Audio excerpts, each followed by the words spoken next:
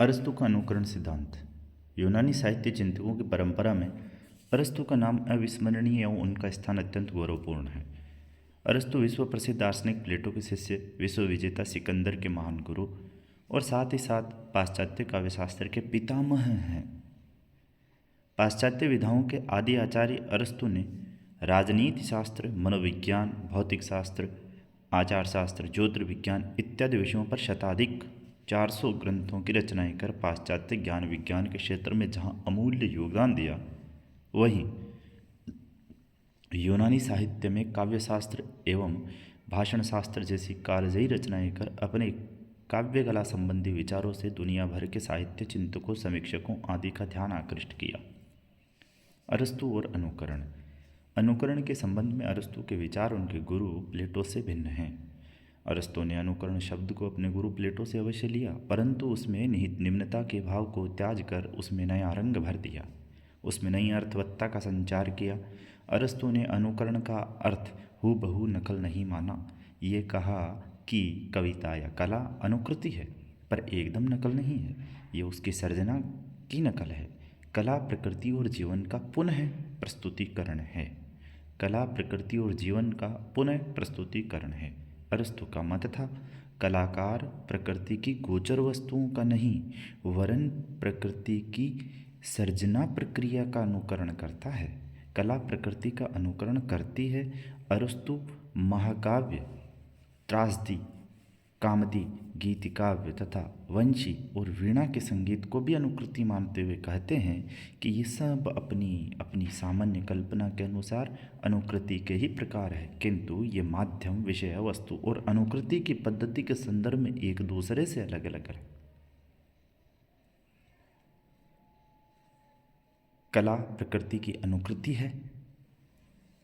कवि को अनुकर्ता के रूप में चित्रकार या अन्य किसी कलाकार के समान तीन प्रकार की विषय वस्तुओं में से किसी एक की अनुकृति करनी चाहिए, जैसी वे थी या हैं, जैसी वे कही या समझी जाती हैं, अथवा जैसी वे होनी चाहिए।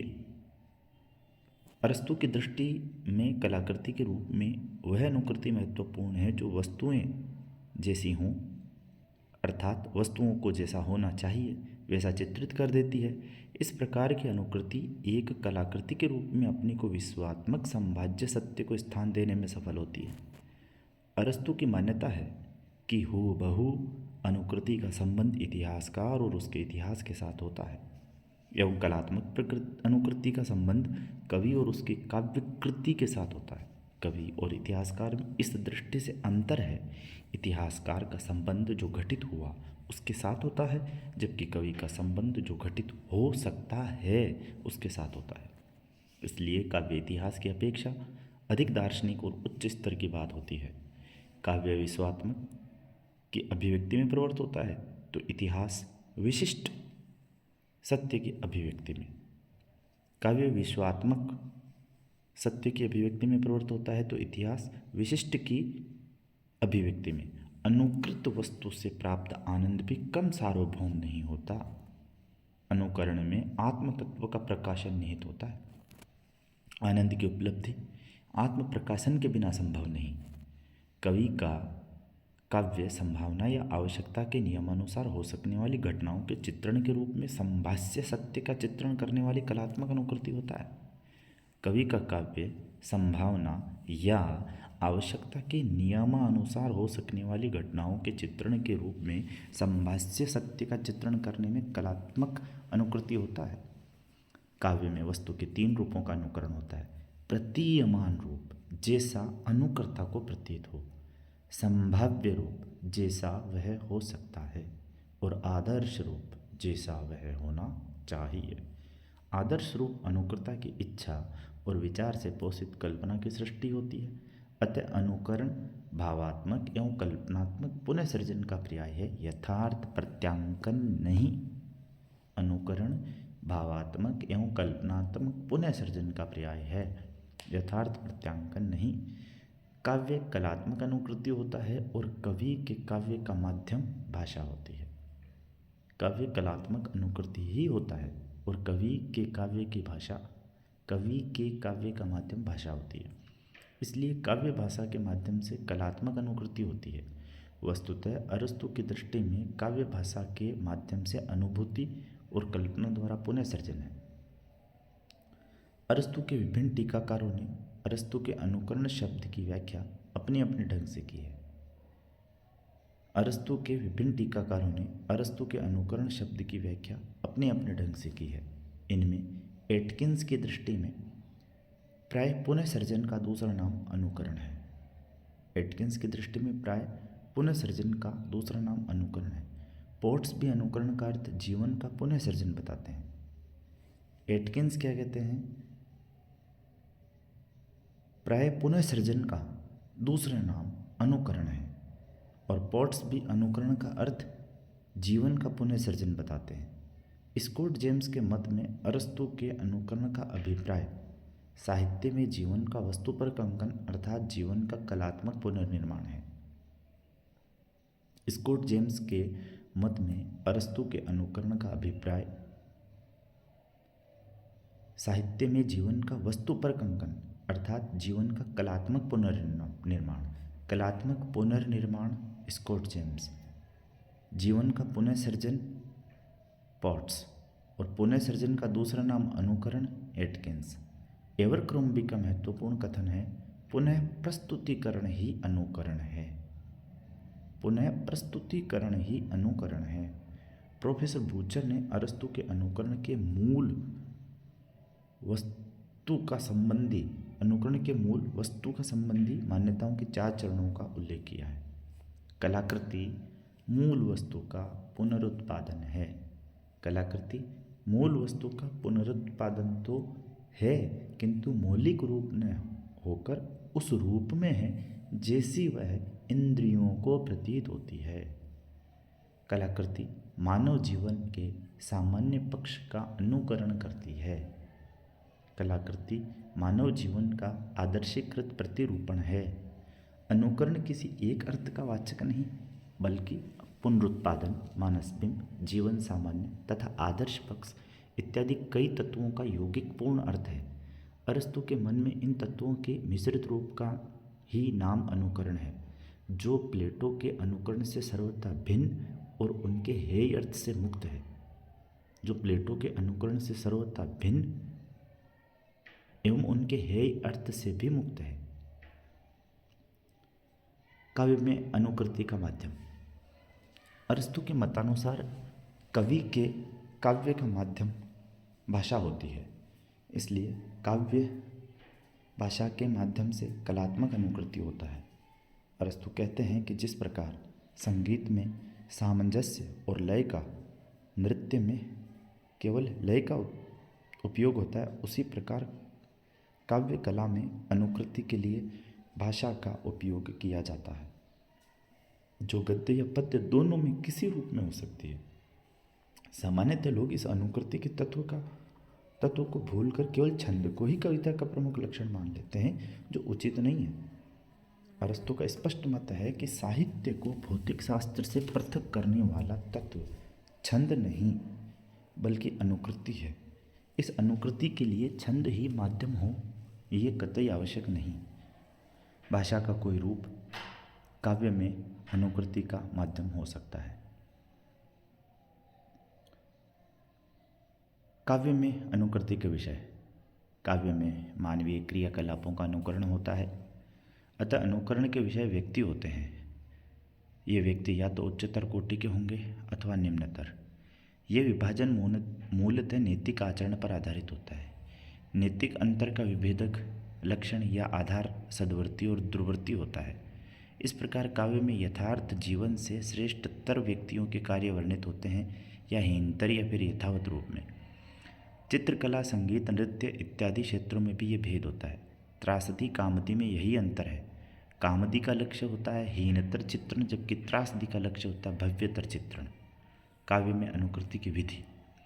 अरस्तु ने अनुकृति के विषय की प्रस्तुतिकरण हेतु अनुकृति की विधि के अंतर्गत 3 शैलियों का उल्लेख किया है, जहाँ कवि निजी रूप में बोल सकता है अथवा अपने सभी पात्रों को जीवित, जागृत, चलते फिरते, बोलते प्रस्तुत कर सकता है। प्रारंभ से अंत तक सर्वत्र एक जैसा रूप रखे। कवि स्वयं दूर रहकर समस्त पात्रों को नाटकीय शैली में प्रस्तुत करे। वस्तुतः अरस्तु की शैली प्रबंधात्मक, आत्मविभंजक और नाट्य शैली है। कलाओं का वर्गीकरण और अनुकरण।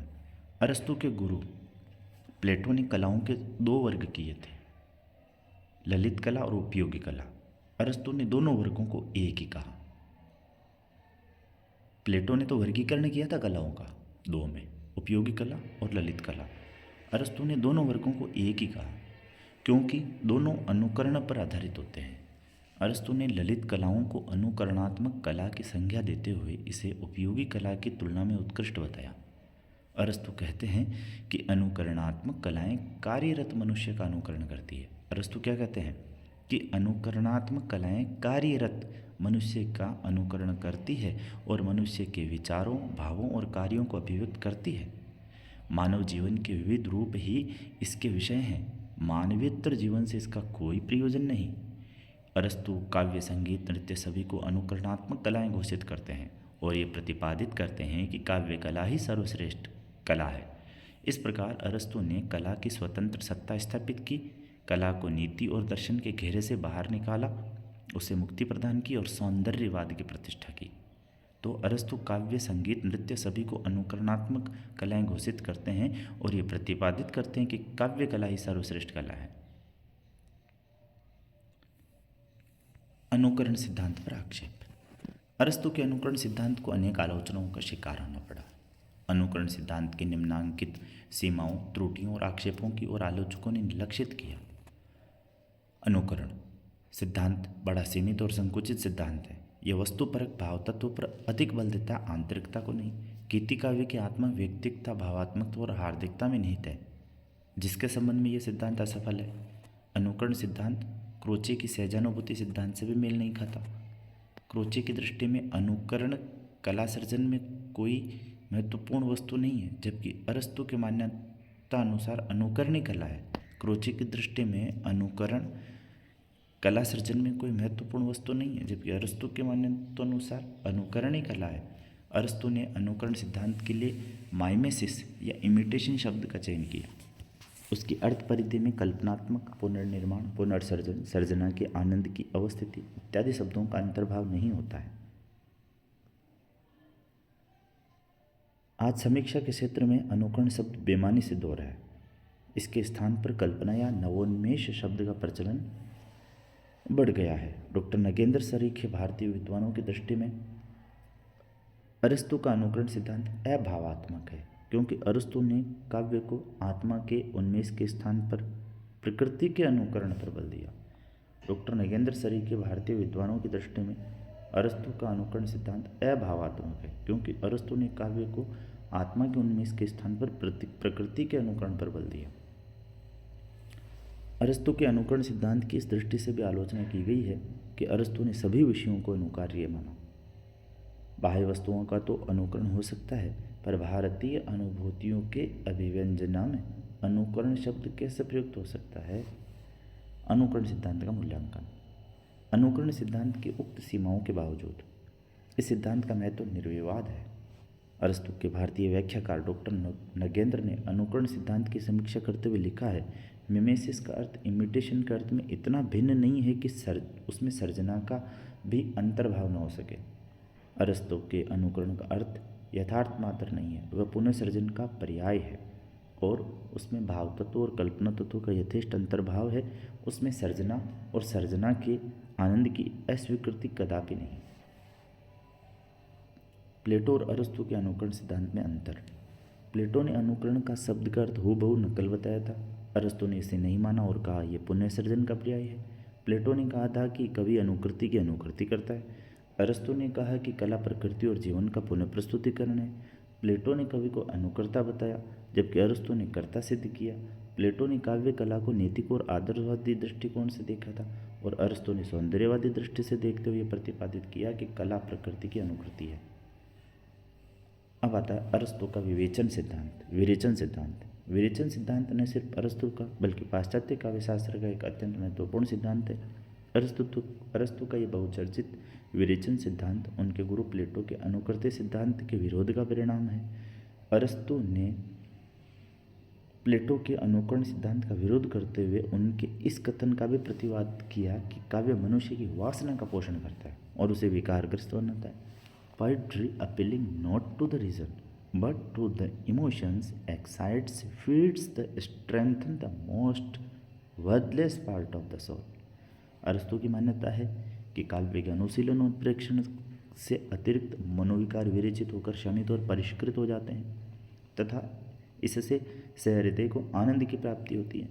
पोएटिक्स के 6 अध्याय में अरस्तु ट्रेजेडी के विवेचन क्रम में विरेचन की चर्चा करते हुए कहते हैं कि त्रासदी किसी गंभीर स्वतःपूर्ण तथा निश्चित आयाम से युक्त कार्य की अनुकृति का नाम है।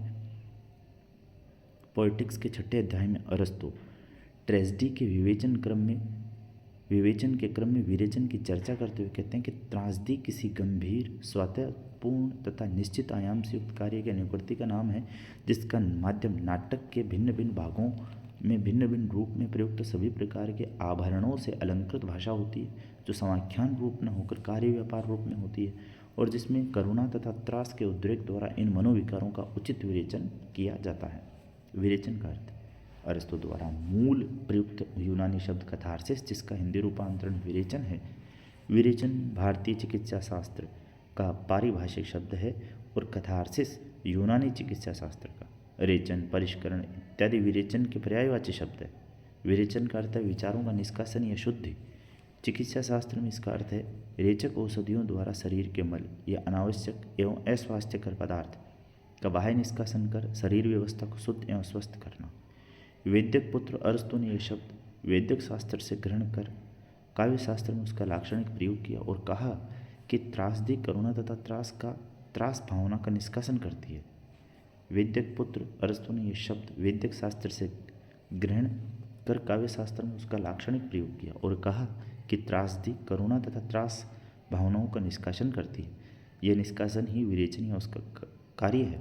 वस्तुतः विरेचन का अर्थ है बाह्य विकारों की उत्तेजना और उसके शमन के द्वारा मन की शुद्धि और शांति।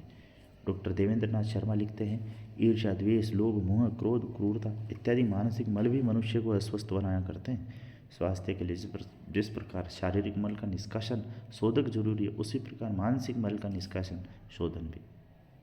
अरस्तु के विभिन्न व्याख्याकारों विरेचन का अर्थ। अरस्तु के व्याख्याकारों ने विरेचन के 4 अर्थ किए हैं चिकित्सापरक धर्मपरक कलापरक और नीतिपरक। चिकित्सापरक वर्जिस और डेचेसरी के विद्वानों ने विरेचन का चिकित्सापरक अर्थ प्रकट करते हुए कहा है कि जिस प्रकार रेचक द्वारा उदर की शुद्धि होती है उसी प्रकार त्रासदी का विरेचन मन को शुद्ध करता है। वह त्रास और करुणा को बहिर्गत करता हुआ दर्शकों को विशेष प्रकार की शांति की अनुभूति कराता है। धर्मपरक विरेचन का धर्मपरक अर्थ करने में प्रोफेसर गिलबर्ट मर्रे प्रमुख है। इनके अनुसार यूनान में दियोन्युसस नामक देवता से संबंध उत्सव अपने आप में एक प्रकार की शुद्धि का प्रकार था। इस उत्सव में उन्मादकारी संगीत का विधान किया जाता था। उसे सुनकर सुप्त अवांछित मनोविकार शमित हो जाया करते हैं। डॉक्टर नगेंद्र ने लिखा है यूनान की धार्मिक संस्थाओं में बाह्य विकारों द्वारा आंतरिक विकारों की शांति उनके समन का उपाय अरस्तु को ज्ञात था और संभव है वहाँ से उन्हें विरेचन सिद्धांत की प्रेरणा मिली हो। कलापरक अर्थ प्रोफेसर बूचर विरेचन का कलापरक अर्थ प्रकट करते हुए कहते हैं वास्तविक जीवन में करुणा और भय के भाव दूषित और कष्टप्रद तत्वों से युक्त रहते हैं। वास्तविक जीवन में करुणा और भय के भाव दूषित और कष्टप्रद तत्वों से युक्त रहते हैं। दुखांतकीय उत्तेजना में दूषित अंश के निकल जाने से वे कष्टप्रद के बदले आनंदप्रद बन जाते हैं, बल्कि यूँ कहें कि वे भाव स्वयं ही शोधित विरेचित हो जाते हैं। इस प्रकार दुखांतक का कर्तव्य केवल करुणा और त्रास का उद्रेक नहीं बल्कि एक सुनिश्चित कलात्मक संतुष्टि प्रदान करना भी है। नीतिपरक कार्नी रेसिन बार्नेज इत्यादि ने विरेचन का नीतिपरक अर्थ किया है। इनके अनुसार मनोविकारों की उत्तेजना द्वारा विभिन्न अंतर्वर्तियों का समन्वय या मन की शांति और परिष्कृति ही विरेचन है। इस प्रकार कहा जा सकता है कि विरेचन की व्याख्या के संबंध में विद्वानों में पर्याप्त मतभेद है। डॉक्टर नगेंद्र विरेचन से अरस्तु का अभिप्राय मनोविकारों के उद्रेक और उसके शमन से उत्पन्न मन शांति तक ही सीमित माना है, जो उचित है। विरेचन के अर्थ उसकी अवधारणा, उसकी व्याख्या को लेकर विद्वानों के बीच पर्याप्त मतभेद का कारण यह है कि विरेचन एक अपूर्ण और सीमित सिद्धांत है जिसका संबंध केवल विकृत और अशुद्ध भावनाओं से है। ये सिर्फ दुखांतक रचनाओं पर लागू होता है। अरस्तु के व्याख्याकारों व अन्य विद्वानों ने इसे एक पूर्ण सिद्धांत मानकर इसकी व्याख्या करने का प्रयास किया है, जिसके कारण विरेचन की व्याख्या के संबंध में विविधताएं और मतभेद है। विरेचन की विशिष्टताएं। डॉक्टर भगीरथ ने विरेचन की विशिष्टताओं को निम्नांकित बिंदु में वर्णित किया है। विरेचन और द्रवण त्रासदी द्वारा ही हो सकता है।